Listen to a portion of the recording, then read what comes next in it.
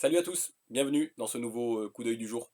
Un coup d'œil du jour qui sera assez rapide au lendemain du rejet de la motion de censure transpartisane, mais aussi à la veille de la déclaration du président de la République ce mercredi sur TF1 et France 2 lors des journaux télévisés de la mi-journée. Tiens, notons tout de suite que c'est déjà un drôle d'aveu de faiblesse que de parler dans les journaux télévisés de la mi-journée et non pas dans ceux du soir, et que d'une certaine manière, M. Macron se résout, lui aussi, à gouverner de manière minoritaire. Pourquoi?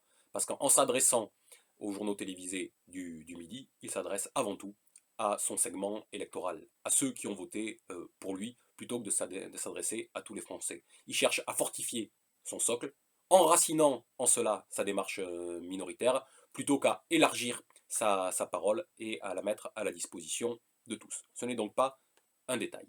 De la même manière il n'est pas un détail que l'Élysée ait fait fuiter aujourd'hui même, avant même donc l'intervention du chef de l'État, qu'il n'y aurait ni dissolution, ni remaniement, ni référendum.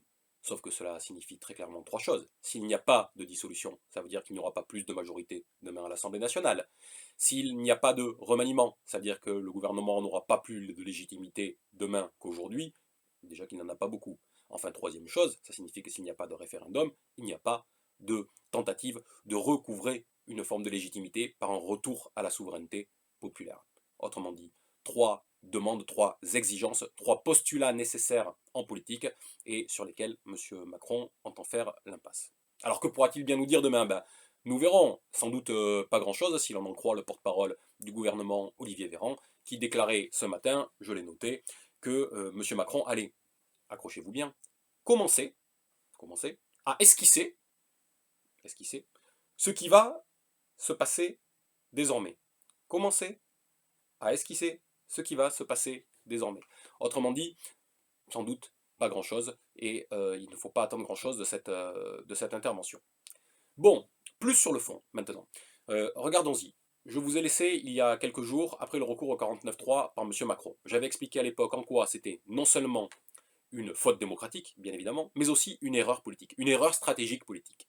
On l'a vu immédiatement avec la colère qui a pris une ampleur dont on se doutait en réalité. Pourquoi? Parce qu'à chaque fois que la question démocratique fait la jonction avec la question sociale, eh bien, on élargit la base de toutes celles et tous ceux qui peuvent rentrer dans le mouvement. On élargit la force du mouvement populaire, on l'approfondit, on permet à plus de gens d'en être partie prenante, car ce à quoi chacun tient plus que tout, c'est aussi à sa capacité de décider. À sa capacité de décider ce qui est bon pour soi et ce qui est bon pour tous. Et bien finalement, c'est aussi cela dont nous prive en partie le 49.3.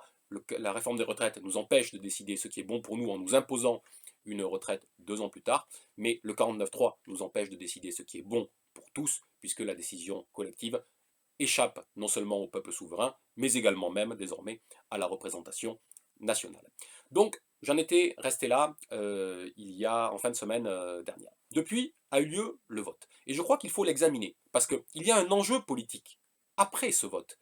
C'est celui de l'interprétation qui va en être donnée. On voit bien que depuis ce matin, le président de la République, la première ministre, tous les ministres, tout le gouvernement vont sur les plateaux et essaient d'expliquer en quoi ce vote et le rejet de cette motion de censure est une grande victoire pour le gouvernement, et en quoi ce gouvernement a magnifiquement fait adopter cette réforme si difficile, si compliquée, sur laquelle tous les autres se sont cassés les dents.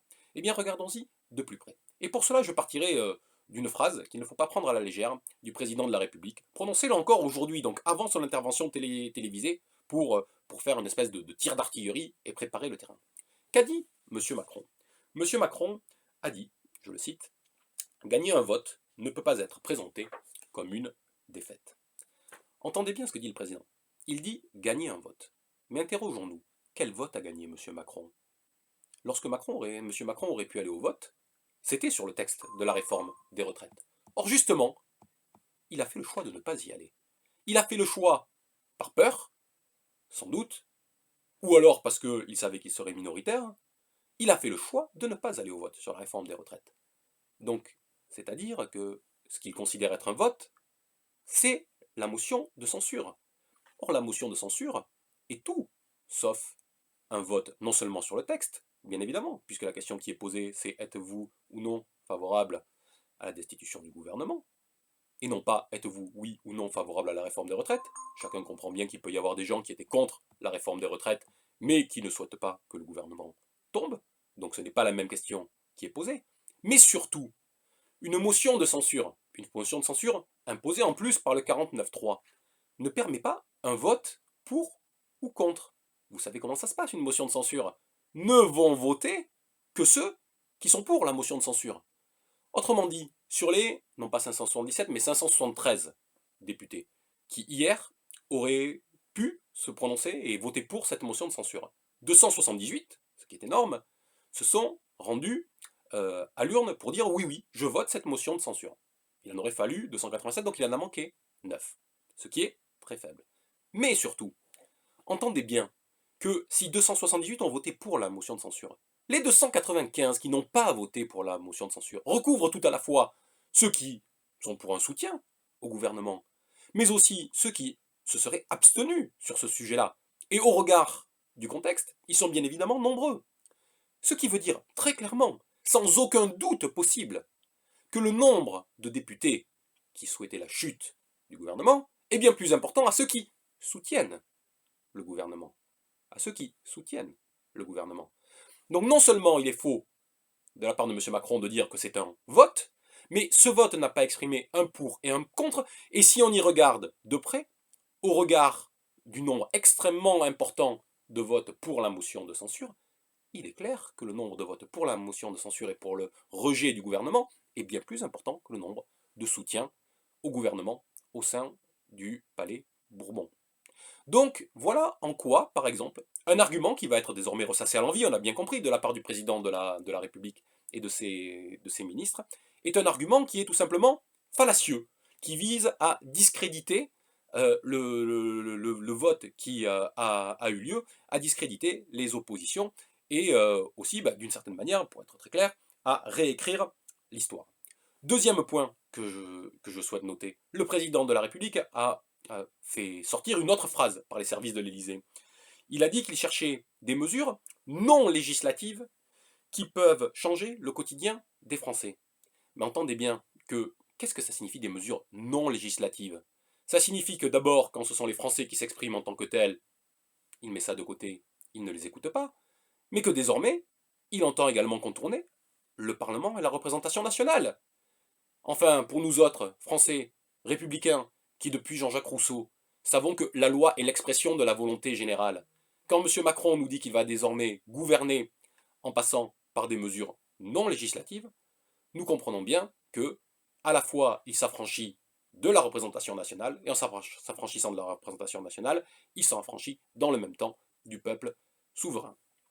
On voit donc qu'il y a là, dans les heures qui viennent, dans les jours qui viennent, un enjeu extrêmement important à mener ce combat culturel sur ce qui est le sens réel du vote qui s'est exprimé lors de la motion de censure. Et puis, il y a un intérêt tout aussi pratique à continuer, bien évidemment, la mobilisation. On a vu la grande peur qui s'est emparée du pouvoir à partir du moment où le 49.3 a été dégainé et ce qu'ils appellent des mobilisations et des manifestations sauvages, c'est leur terme, vous entendez ça à l'envi sur tous les plateaux télévisés ou dans la bouche de tous les ministres, mais plutôt des mobilisations spontanées, je crois que le terme en l'occurrence qui a été employé par Jean-Luc Mélenchon est le bon, des mobilisations spontanées et surtout des mobilisations populaires, plus encore des mobilisations populaires, un débordement populaire que l'on retrouve à ce cycle du mouvement contre la réforme des retraites, comme on l'avait retrouvé dès le début, dès le 19 janvier, c'est ce débordement populaire qui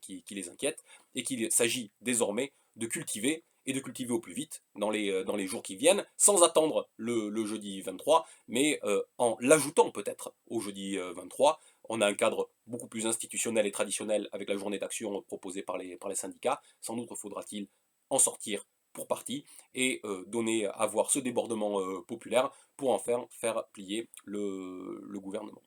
Voilà pour ce petit coup d'œil du jour, j'en reste là, sans doute aurai-je 2-3 autres petites choses à dire après l'intervention du chef de l'État. D'ici là, n'hésitez pas à mettre un petit pouce bleu si cette vidéo vous a plu, n'hésitez pas à aller voir d'autres petites vidéos, notamment sur le 49.3 que j'ai fait ces derniers jours. Et je vous invite, si vous le souhaitez, à vous abonner à mon blog ou à cette chaîne, mon blog www.coxcocq.wordpress.com. Allez, à très bientôt, salut!